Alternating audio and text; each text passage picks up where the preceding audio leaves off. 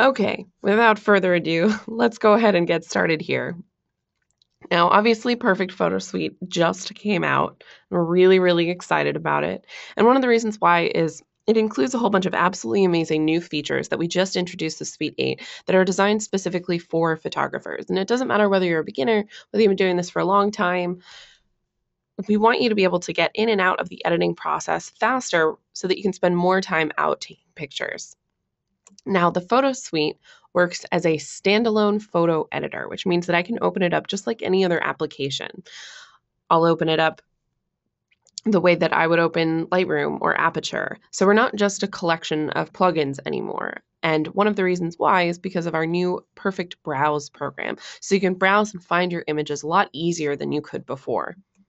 Now, we still work no matter where you work. So despite the fact that we work as a standalone now, which is great, if you want to use Lightroom, Photoshop, Aperture, Elements, and plug our software into those, it's perfectly acceptable. You can do whatever you want. There are going to be some people that will love the standalone photo editor and some people that can't let go of whatever other programs they like to use, and that's perfectly okay. So we want to give you the ability to work no matter where you work, and that's really, really exciting. Now, a quick little note that I compiled together this morning because I knew that I was going to get some questions about it. So when you're installing your new suite, if you haven't done it already, you're going to reach a point where it asks you how you'd like to install your program.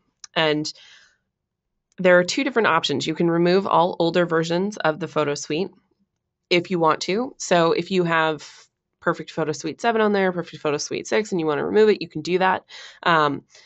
There's also something called Keep Discontinued Titles. And I want to make sure that you guys know what this is. Again, if you haven't already installed the suite, this will only keep Photo Frame, Photo Tools, and PhotoTune. It will remove all other On1 products, and then it will install Suite 8. So I've got this question a couple of times. It won't save Focal Point as an individual program, mostly because the Focal Point technology is inside Perfect Effects now. But your installer will look something very similar to this. And when you're installing, you're going to want to remove all of your older versions and replace them with Photo Suite 8. They're different applications, so it's not going to update an older version. It's going to replace that older version. And you can still hang on to Suite 6 or Suite 7 if you want to. So you can install it on other computers if you ever get a chance. But we recommend that you remove the older versions. If you want to keep any of the older titles, you can do that and then run them alongside Suite 8. Now, Perfect Photo Suite 8 comes with 8 different modules. And there are 2 brand new ones that we're really, really excited about. Perfect Browse and Perfect Enhance. Now, Perfect Browse will be your browsing program, and that's how you get into the program. You work around, you try and find your images very quickly and easily. And then Perfect Enhance is a really good starting point for your photos. So it's basic tonal adjustments, color adjustments. We've got color balance tools. We have the ability to add things like detail, and you can go in and finish your images off with things like vignettes and sharpening. It's a really good one-stop shop for your images. And again, when you're working in that standalone, it's a great place to start with your photos. We also have a whole bunch of brand new stuff inside Perfect Effects, including a new adjustable filters library, which we're really excited about. We've added that lens blur technology from Focal Point into Perfect Effects that you actually have more control over the filter than you ever did before, which is really exciting. We also have a whole bunch of just brand new filters that we haven't had before, which we're really excited about, including the new vintage and antique filters, which I'll show you today. We've got our new dynamic contrast and HDR filters, which are really exciting, and a lot more. We've got our new Perfect Eraser, which is our content-aware fill tool, and I'll show you that today, for getting rid of blemishes, distractions, anything that's in the background of your image or foreground of your image that you don't necessarily want to be there. And then we've also updated Perfect Layers so that it will support multiple files. So you can actually open different images inside layers and work on them through layers all at the same time, which is also very exciting. So lots and lots and lots of new stuff, and this is what we're going to be talking a little bit about today, but I want to start out showing you guys how to use the program with Photoshop, with Lightroom, and with Aperture. Because I know that there are going to be a lot of people who want to know that how to run their program side by side with other applications. So let's go ahead and start out in Lightroom. And Lightroom is an absolutely amazing program, and a lot of people love it because there's a wonderful library, there's the develop module, and there's lots of other things that you can do, including building slideshows and printing out your images, which is fantastic. Now, if you have a photo here inside Lightroom that you want to edit, I want to take this image into Perfect Effects and place a texture on top of it.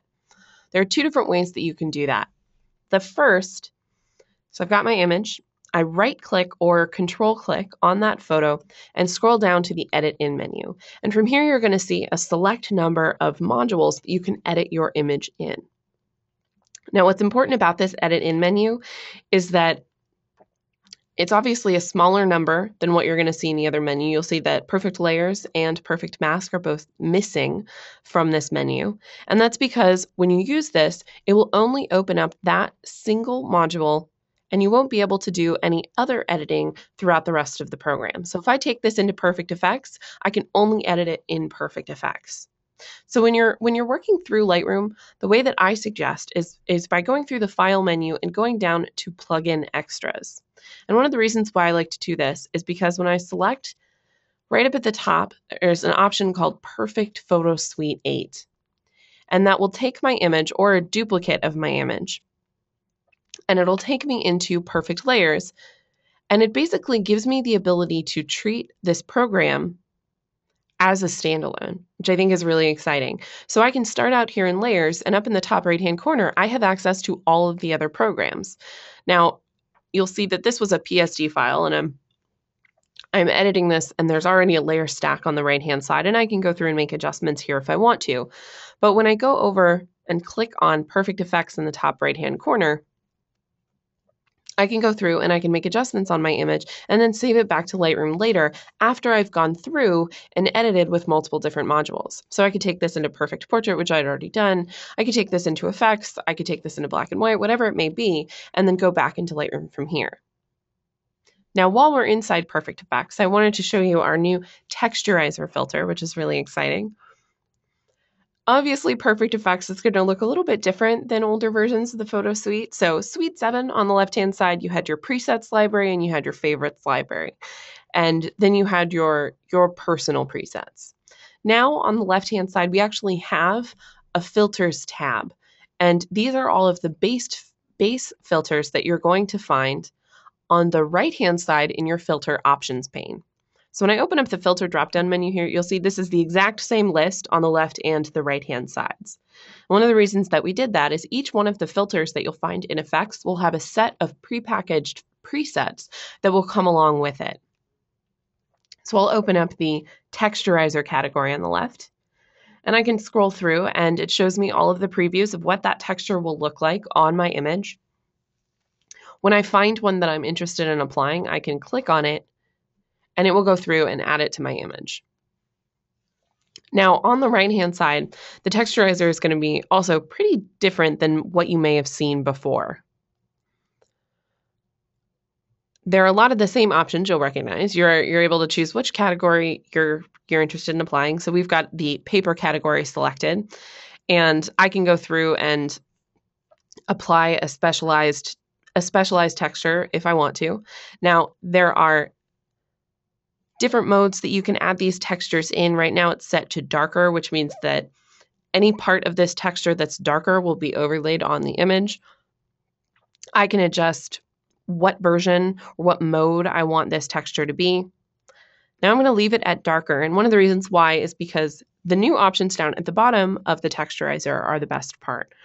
You can actually adjust the hue, saturation, and brightness of just the texture. And this is something that you didn't have the ability to do before. You could only edit the texture along with your base image, and that was kind of frustrating. So now if I want to, I can adjust the hue of this texture. It's kind of a brownish color, which doesn't look very good on the background. So I'll just move this around until I get kind of a nice blue color to match that original background. And we'll just move over until there we go. I can adjust the saturation of just the texture, so I can actually completely saturate it and it gets really, really intense, or I can actually desaturate the texture. If I want it to blend into my background a little bit better, sometimes that's a good option. And then last, you can adjust the brightness. So if it's a little too bright or a little too dark, you can go through and you can kind of intensify it. And for this texture, as I darken it, you'll see that I get this really, really nice kind of cool cracked look right behind this brocade pattern, and it looks really nice. And I want to be able to save that. Now, the other great thing that's here inside Effects, and this will work with no matter what effects you're applying to your image, you have masking tools to be able to mask out parts of an effect. And this will go with any type of filter, effect, preset, layer that you apply to your image. You can go through and mask out any of the different filter layers that you apply. So on the left-hand side, there are two different masking tools here. First is the masking brush, and that's what we're going to use here. And what I want to do is I want to paint out the texture on her because it doesn't necessarily look very good. It looks good on the background, but it doesn't look very good on her. So up in my tool options bar, I've got my mode set to paint out. I want to remove the texture, and I'll just click and we'll paint. Now, one of the best parts about using the masking brush is you'll see I'm kind of avoiding the edge around her because I don't necessarily want to have to go in and hand paint in the edges. There's a lot of areas of hair and skin, and there's lots of crazy hair in there. And I don't necessarily want to have to go in and manually paint out these parts. And that's when we're going to use the perfect brush. Our perfect brush is our edge detection brush, and it's here inside Suite 8, just the way it was inside Suite 7. And that's what I'll use to kind of clean up some of the edges so that I can get a little bit better mask around the edge of my photo. We'll get some of these smaller bits of hair. We'll go down and get the rest of her dress. And on the left side, we'll make sure that we get the rest of her skin. And now I've gone through and I've added my customized texture layer. This was our original image with the boring flat background, and this is going to be our after with our new background. Now, when you're working from Lightroom and you click apply, the way that I did, it'll actually jump you back into perfect layers from here so that if I want to, I can work on my layered stack, I could composite my image, I could make any other changes. If I want to add a photo on top of this and do a composite with another image from the same day at the same studio, I can go through and do that. Now, because this was a PSD file, when I click save, it's going to go through and save this image and do all of its work. And we'll close out and jump back to Lightroom. And this will be my finished result here inside Lightroom. When I click save in the photo suite and click close, it'll jump me back into Lightroom and I'll have my final image here that I can continue editing if I want to. I can print this out, I can prep it for the web, whatever I want to do. So it's really nice that these two programs work so well together. Now, there are lots of other programs that we can work through. One of the other applications that's obviously very popular, and it's an amazing program to use, and it's very similar to the way that Lightroom works in the sense that you have a catalog, is something called Aperture. And Aperture will work in a similar way to Lightroom. When you right-click on your image inside Aperture or control-click on your image, there's only one menu that goes through Aperture, and that's very important to remember. In Lightroom, you've got two. There are a couple different options.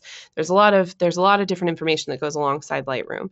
So you can use it as a plugin. You can use it as a standalone. Here inside Aperture, they make it a little bit easier. There's one menu, Edit with Plugin. You've got all of your different modules as well as Perfect Photo Suite 8. And I can go through, and if I want to, I could open up Perfect Photo Suite 8, and just like we did with Lightroom, I can go through and I can use the program with multiple different modules. So I could open up Perfect Photo Suite 8, jump into layers, do a composite, and then go into other programs as well. For this, I'm just going to go into Perfect Enhance, and we're going to go through, and I want to introduce you to the new Perfect Enhance module. And what's great about working with Aperture is it will bring me back into Aperture after I click Apply, and I'll show you how to do that after we make our edits here in Enhance. Now, when you're in the program, on the right-hand side, you've got your quick fixes pane, and you'll find this right up at the top, and these are basic photo problems that you're going to run into that you want to make quick fixes to. So up at the top, you have auto levels and auto color.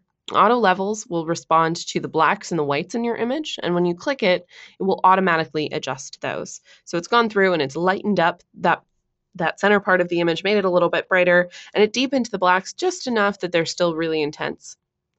And then auto color will go through and correct the color of your image. And it pulled a little bit of that bluish tone, added a little bit of magenta in there so it's not quite so flat. Now below, you can still make other adjustments to things like brightness. So if the image is still too dark, I'll click the plus button on the brightness button, and we'll brighten it up. I can go in and add a little bit more contrast. I can go in and add a little bit more vibrance to the image. And each one of these will have a minus button as well. So if I want to decrease vibrance, decrease contrast, decrease brightness, I can go through and I can do all of that here. There's a temperature button, which allows you to adjust whether you want your image cooler or warmer. For this photo, I want it to be a little bit warmer. I think it's still a little too blue. I want to bring out some of the warmer tones in the image. I can add a little bit of detail, crisp up the edges of the image, and I can even go through and add a very basic vignette. So even without me having to do anything in any of the advanced panes, just a couple of basic buttons, we already have a pretty big difference between our before and our after. Now, what's great about Perfect Enhance is that you still have the ability to make other advanced adjustments if you want to. There are 3 other panes, the color and tone adjustments pane, and you'll see you can make changes to not just brightness and contrast, but also shadow and highlight recovery sliders. You have your individual whites and black sliders. So if I want to, I can intensify the blacks of the image and really make it a little bit deeper and darker. I can add a little bit more detail if I want to crisp up those edges a bit more. And then I can also go back in and manually adjust the color if I want to. So if it's just a little too magenta, I want to make it a little bit greener, whatever it might be, I can go through and I can make those changes here. You also have a white balance tool down on the bottom left-hand side. If it didn't necessarily do the best job with the auto color option, it's no problem. You can manually adjust it, or you can use this white balance tool and just click on anywhere in your image once you have it selected that's supposed to be a neutral. So if you're working on landscapes, if there's any buildings in the image, if you've got anything that's supposed to be that kind of neutral concrete color, that always ends up working really well. So just look for your most neutral part of an image, click, and it'll auto color balance for you. Then you also have a vignette and a sharpening pane. And these are ways for you to finish your images off if you want to do it all here inside Enhance, which I think is really nice. This has a pretty basic vignette applied to it, but I can go through and I can make adjustments to it if I want to. I can also go in and I can add sharpening, and we've got a couple different basic options right up at the top so that you can sharpen for the screen, sharpen for print, or you can also fix focus. On fix focus, that option won't necessarily fix the focus in your image, but it takes a photo that might be a little bit hazy and can bring back some of the crispness of that image, which I think is really nice. Now, the last thing that's here inside Enhance that we haven't talked about that's brand new is our Perfect Eraser tool. And this is our content aware fill tool, and it'll work on pretty much anywhere in your image. Now, one of the best parts about the Perfect Eraser is that it gets rid of areas in anywhere in your photo. So let's say that we want to start out by removing these little screws that are in the light in the center of the image. I want this to be a little bit more unified. I can just click over those weird little screws or little dots, and it'll go through and remove them for me. And I can do this across all 4 of these if I want to and get rid of all of them.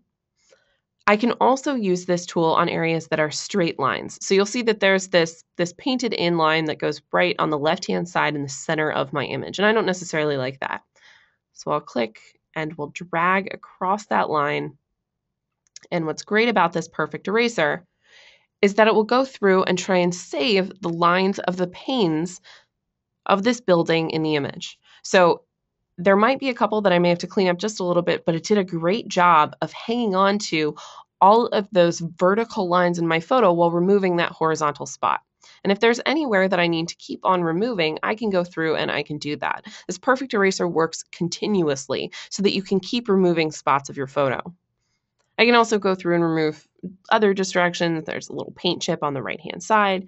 Anywhere in your image that you need to remove, the Perfect Eraser is going to be your best friend and getting rid of kind of the bulk of those areas. You also have our retouch brush, which will work a little bit differently. It doesn't have that content aware fill tool in it, and it's good for softening areas and softening gradients. It's great for removing blemishes on people's skin. It wouldn't work great for this image because there's a lot of hard texture in the crackling paint on this building. So it's not necessarily what I want to use for this photo, but it works great on other images. Now, when you're done and we click apply, it's going to go through and apply all of our enhance options. It's going to bring us back into Aperture, and then we'll have our original image right next to our after image. So while it saves, I'll jump back into Aperture. This is obviously where we had started with our image. And right down here is our after photo. So we've got our original and we've got our after. We have access to both of them, and they were saved as separate files here in Aperture, which is really nice. Now, I've obviously edited this image a couple of times because I've shown this photo a few times. So I've got a couple of other versions in here, but you can see them. If you hadn't edited as many times as I have, they would be side by side. But all of my other edits are here stacked together inside Aperture, which is really nice. So we don't have to worry about trying to figure out where they are, which is great. So anytime that you make changes from Aperture into the photo suite, they'll save back into the program, and you don't have to worry about having to close out, save, or do anything like that, which is awesome. Now, the last program that we're going to go through is Photoshop. And Photoshop is an absolutely amazing program, but it's going to work a little bit differently than the other programs that we just went through. Lightroom and Aperture are more of a browsing program with basic fixes. So Lightroom has something called the develop module so that you can go through and make quick development changes. Aperture has something called the adjustments panel, and it's very similar to the develop module that you'll find in Lightroom.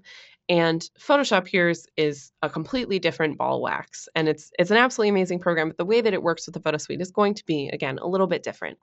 So for this photo, I want to bring this into Perfect Effects, and I want to show you one of the other new filters that we've got. And it's our new vintage filter. I'll also show you a little bit about the antique filter as well, because they're both pretty amazing. Now, to get access to the photo suite, on the right-hand side of my screen, you'll see that I have an on-one pane that's popped up. And this is where you're going to access whatever module you're interested in editing in. If I know that I want to go into Perfect Effects, I can click on Perfect Effects.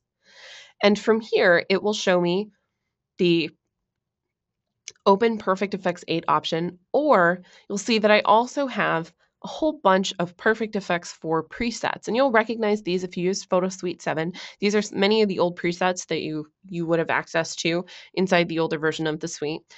And what's great about these is you can automatically apply a preset from here. It'll go through, open up effects, process your image, and bring you back straight into Photoshop, which is awesome. Now, if you don't see this pane, just go up to the window menu and scroll down to extensions. There you'll see the on-one option. Just make sure that that's clicked and that pane will pop up. Now, the other way that you can get into the suite is by going through the file menu and going down to automate. And from there, you're going to see all of the same options that you saw inside the on-one software pane on the right-hand side. The only difference between these two menus is that if you're creating Photoshop actions that include the photo suite, you'll want to go through the automate menu. And that's actually really awesome if you're creating actions in Photoshop where you're doing, say you're going through and you're making a black and white image, and then you want to bring it into Perfect Effects and add this special texture that you have, and then go through and add sharpening and a vignette, and then go into another program. You can go through and you can create actions with the suite from here, which is really, really awesome. So if you're a big Photoshop user, that's always a good thing to mention. So when I'm ready to edit, I'll just click on Open Perfect Effects, and it'll transfer me over into the program. Now, the way that Photoshop works with the Photo Suite is by treating it just like a plugin. You can't really work with the Photo Suite and edit in multiple modules through Photoshop. So that is important to remember. But once we're inside Perfect Effects, on the left-hand side of our screen, we'll open up the Vintage category. And these are some of the vintage presets that I can access here. We have a couple that you may recognize, some of the split tones from the old vintage category. We've got things like the red-yellow split tone.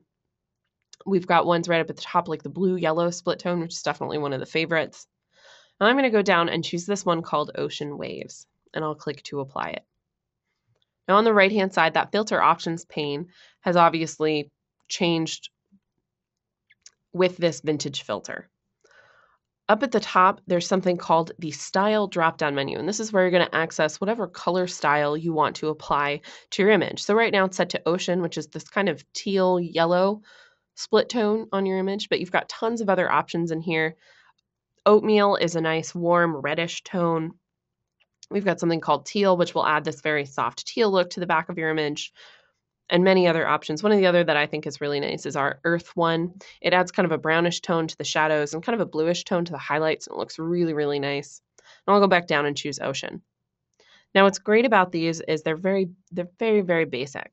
You add the style that you're interested in. You adjust how intense you want it on your image with the amount slider. So I could either decrease it or increase it. Then I can adjust the base saturation of my image. So if I want to desaturate my background photo or just saturate my background photo, it won't affect the vintage color styling that I applied. It only affects that background image of mine. We'll decrease the saturation just a little bit, and then I can go through and add film grain. So it's a very basic panel here, but it's really, really exciting. The vintage filter is a lot of fun. Alongside the vintage filter is also going to be the antique filter, and it'll work in a very similar way. And we'll go through and add a preset here.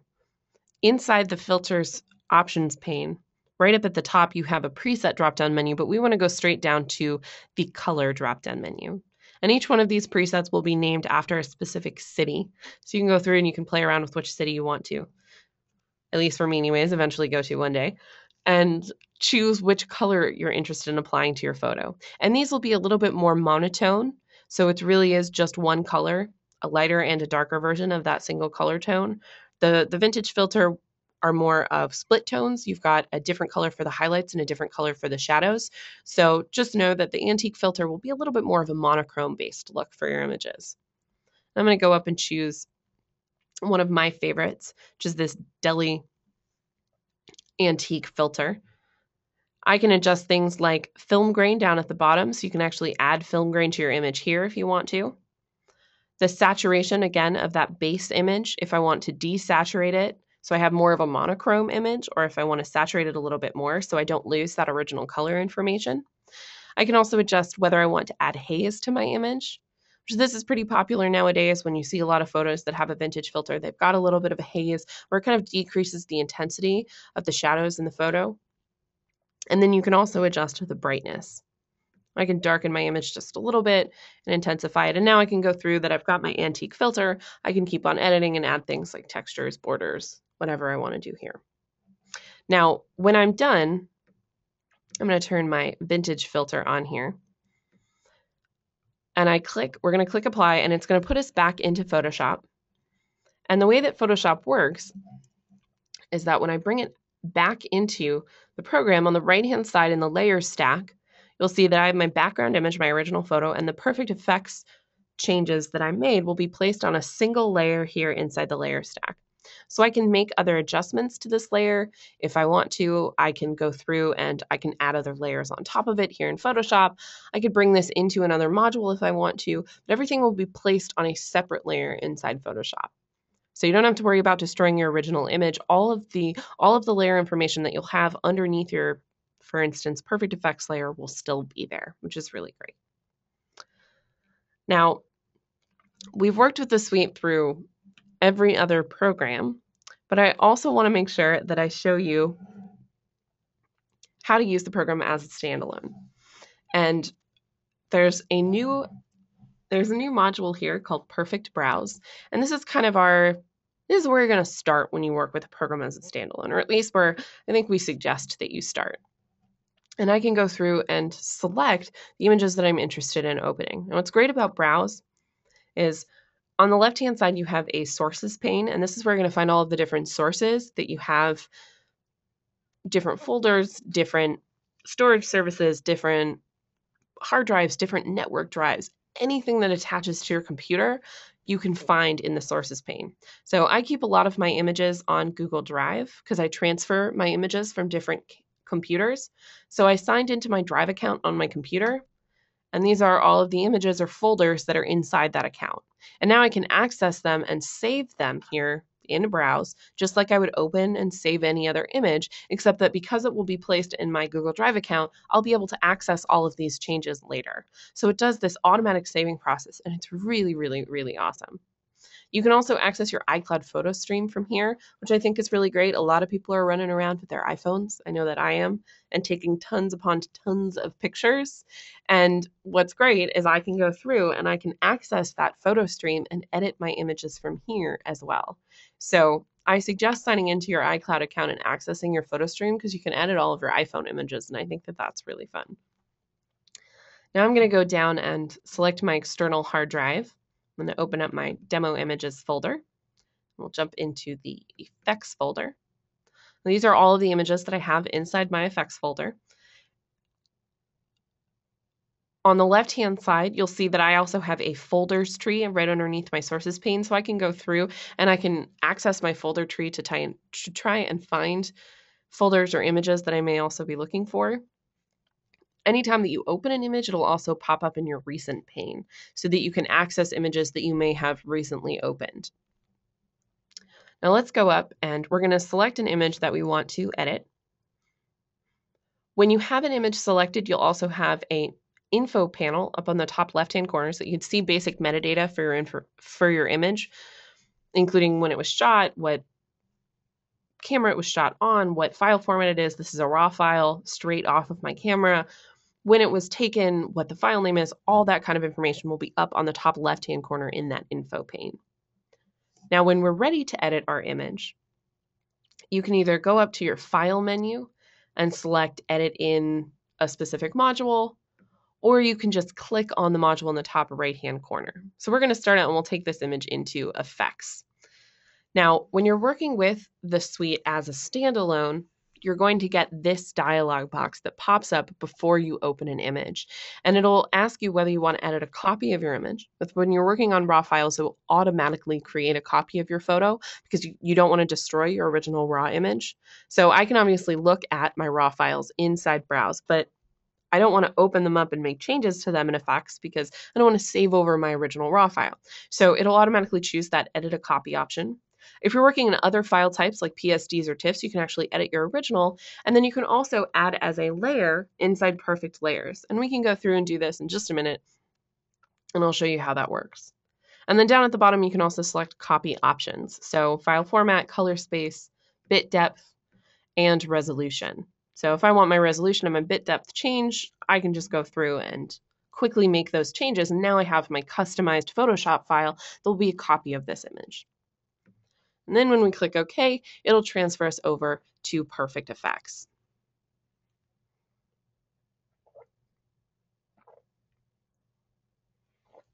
Now, the last filter here inside Effects that I want to make sure that I show you is our new dynamic contrast filter. And you can find the presets on the left-hand side here. Now, just in case you don't want to go through this Filters tab on the left-hand side, on the right-hand side, you can also just go straight to your filter drop-down menu and you can choose whichever one you're interested in adding here. So for this photo, I know I want to apply dynamic contrast. I'll just click on dynamic contrast. And when you do so, it'll add whatever preset is at the top of the preset drop-down menu. I can adjust which preset I want to apply. These are the exact same as what you'll see on the left-hand side of your image or on the left-hand side of your screen. Now, the way that dynamic contrast works is it applies selective contrast to areas of your image separated down into larger elements, smaller elements, and then kind of mid-range areas. And what's also great about this dynamic contrast filter is that while it does that, it also makes sure that it doesn't end up with unwanted halos around the edges of your photo. And it also makes sure that you have the ability to save your highlight and your shadow information so it doesn't go overboard and remove a lot of information from your photo. And I think that that's one of the biggest problems that you're going to run into when you're applying things like tonal contrast or clarity is you end up with images that look a little flat and they also lose a little bit of vibrance. So they look a little dull and they've lost a little bit of information.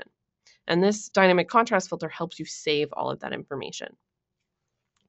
Now, right up at the top will be your detail section. And I'm going to move these down closer to 0 so that we can actually see how they work.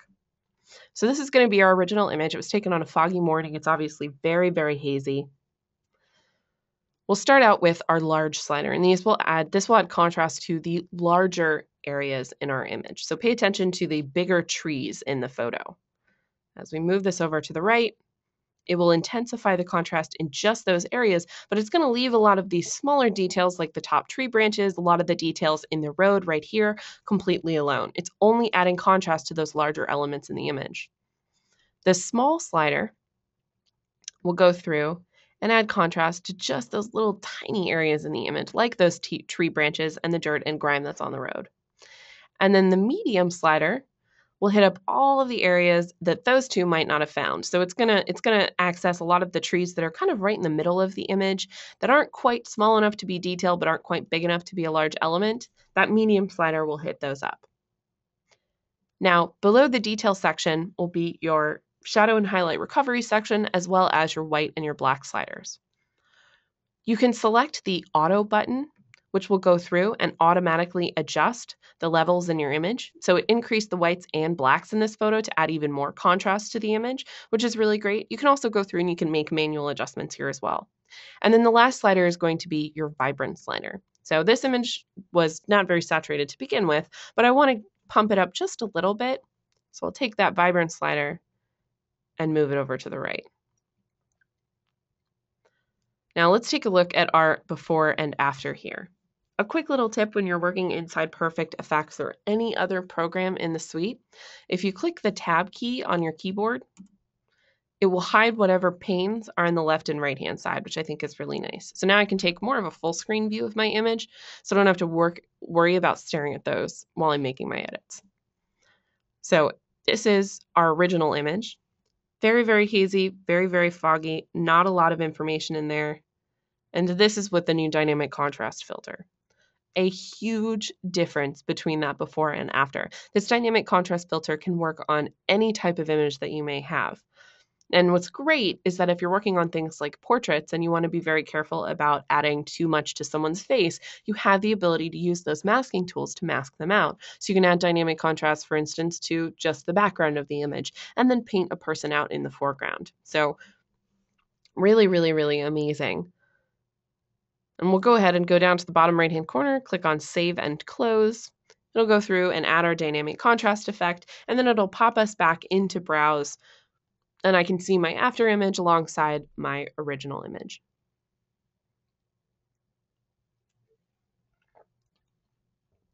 Now, that is our after image, and we'll jump back into our effects folder, and we can take a look at our original file here. So big difference between those two. Now, there's a whole bunch of other stuff inside the suite that we haven't really hit yet. The last thing that I want to talk about is layers.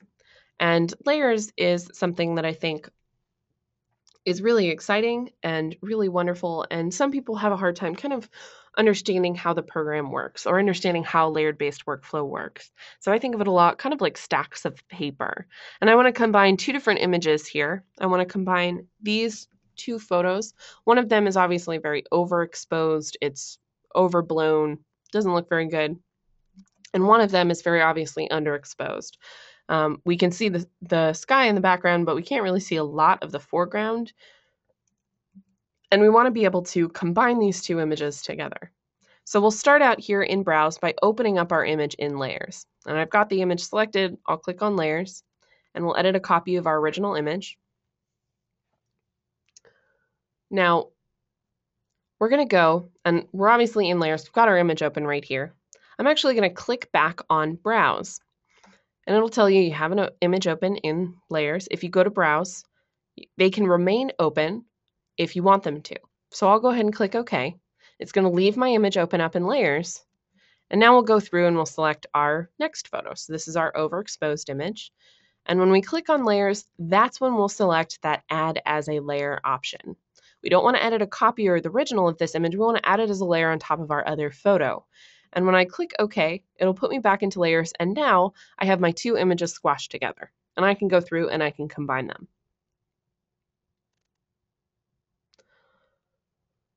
The image on the top right-hand side in my layer stack is that overexposed photo, and it's on top of our underexposed image, and we want to combine them together here. So we need to remove the top part. On the left-hand side, the other masking tool that you have access to inside the Perfect Photo Suite is our masking bug. And this gives you the ability to create more of an automatic mask. It's kind of how I think of it. It either creates a gradient or a radial mask. So if you're working on images like this that have a pretty straight across horizon line on the photo, you can use it to go through and create that mask without having to paint out the entire horizon line. It keeps it nice and straight.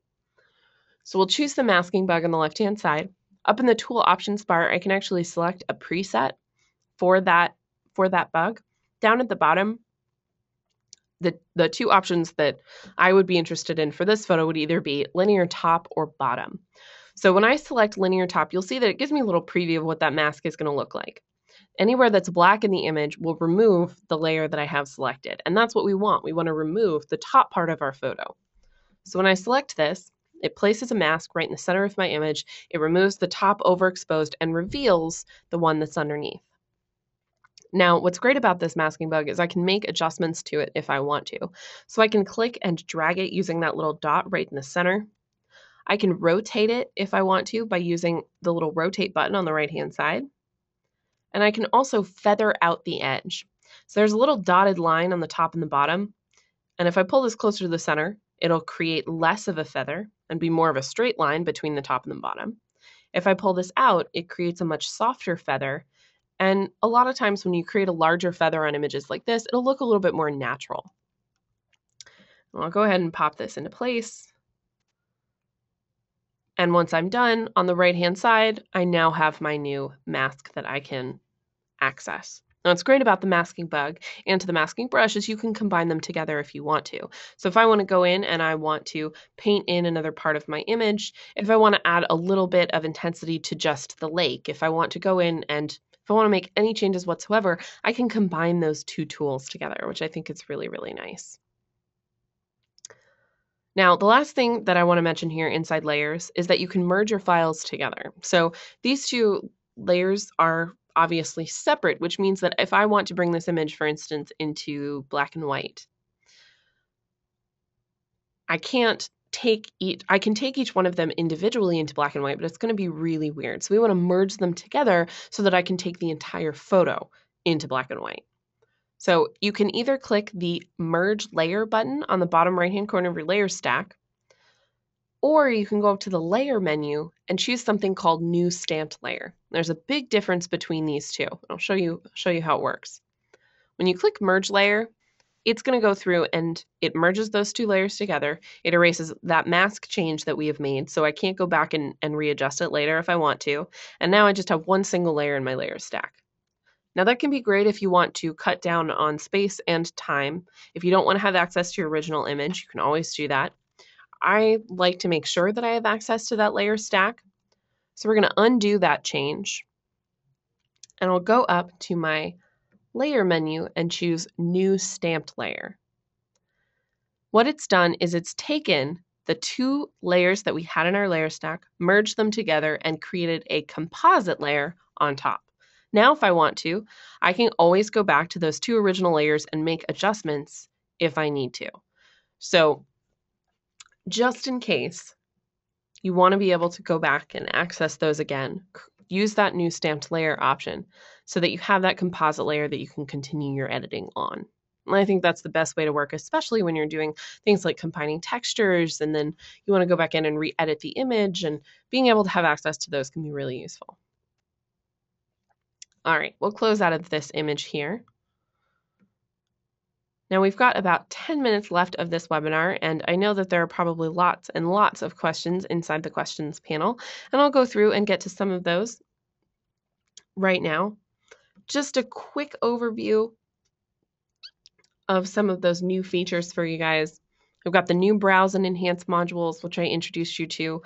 We've got all of the new stuff that's inside Perfect Effects, which is really exciting, as well as the new masking bug, which I showed you how to use.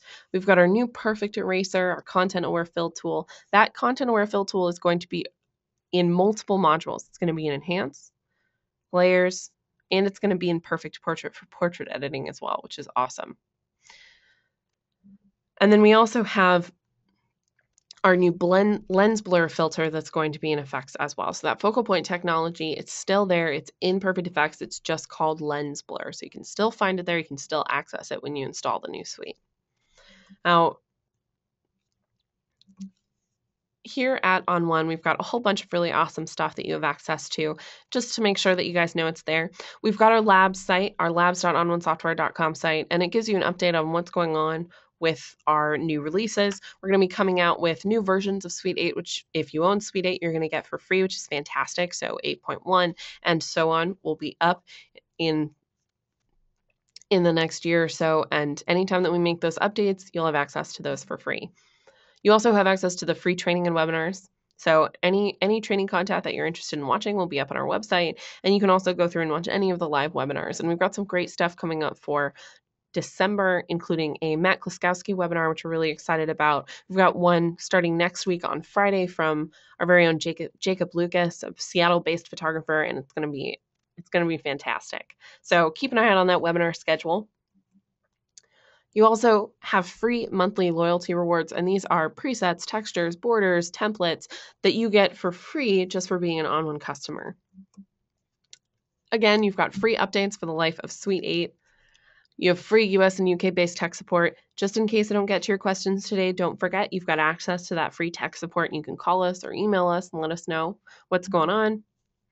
You also have a 30-day money-back guarantee, so if you get it, you install it, you use it, and you want to go back to Suite 7, or it's not really your cup of tea, just let us know, and we'll get you your money back.